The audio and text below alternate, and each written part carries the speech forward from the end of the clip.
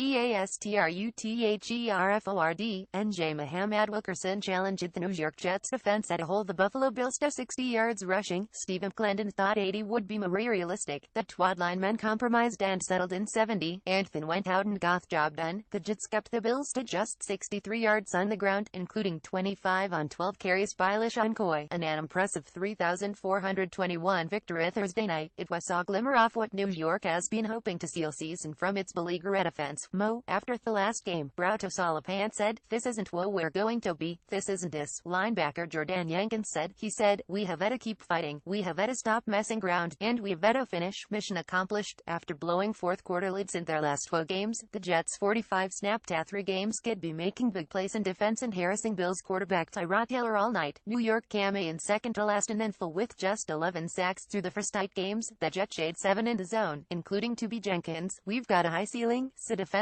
end Leonard Williams, who got his first half of the season. "Wesh out we can takeaways. Wesh out we can jet sacks. Wesh out we can stop the run." "This is our first game putting it all together in a complete game. I feel like now that we showed I can't put it on film, we'll definitely challenge ourselves to keep progressing." At an rejuvenate running game that rumbled for 194 yards just 4 days after Matt Forte complained about offensive coordinator John Morton not sticking to the run, and New York might just bubble to stick around in the playoff hint. That offense who has lights out, said quarterback Josh McCown, who threw for 140 yards and a 2-count handle sore on 4 score. "They set the tone of getting stops. We went 3 and out that first drive and we were committed to running it and we show at it." Heard here some other things to know from Jets' victory over the Bills. Thumbs down on Thursday's Buffalo Gardashi Incognita made it clear thought as no fan of the short work week. "It's man, these Thursday night games stink," he said. "They threw orange in our schedules. It's absolutely ridiculous that way of it this. As physical as this game isn't as much work and preparation that goes into this. To force us to play games on 4-day weeks is completely unfair and the league makes money of it and that's all they care about anyway. We just keep trucking. We have a tough group of guys in this locker room." And back to the drawing board and back to Buffalo. Cool running. New York at just 43 yards and 22 carries in its 2,520 loss to Atlanta on Sunday in rain-soaked conditions. That prompted Forte, who gained 7 yards on 4 attempts, to criticize Morton for not sticking to the run-heavy game plan. Well, no complaints after the zone. Forte had a season-high 77 yards and 14 carries. Bilal Powell ran for 74 yards on any attempts and rookie Elijah McGuire added 30 yards and 13 rushes. "We had some difficulties and frustrations, and on a short week, addressed them on Monday," Forte said, "and took me out on Thursday. I'd run the ball with Dita and throw the ball with Dita as well. We did a great job. Kudos to Coach Johnny Mo for sticking with the run. Like he said, Edo, shut down Shady McCoy ran for 110 yards in the team's first meeting. Buffalo's 2,112 victory in Week 1. He also had 5 catches for 49 yards. The Jets made high man in factor this time around with his 25 yards. Spain second lowest rushing total this year. McCoy was also held without a catch for the first time of the season. "They beat us down," McCoy said. "Don't tell it Tillinger. The Bills had won 4 of their last 5 to start earning some doubters into believers, but he struggled all night in pass protection, running the ball and with ear discipline." While no one was saying they should forget what happened, the message throughout the locker room was to not tell the lost to poison the rest of the season. "I don't think this is what we're." Linebacker Lorenzo Alexander said, "It's about pride and how we approach the game. You've got to be strong in your fundamentals and where we're run tonight." Taylor likes where the Bills stand at 53 in what looks like a wide-open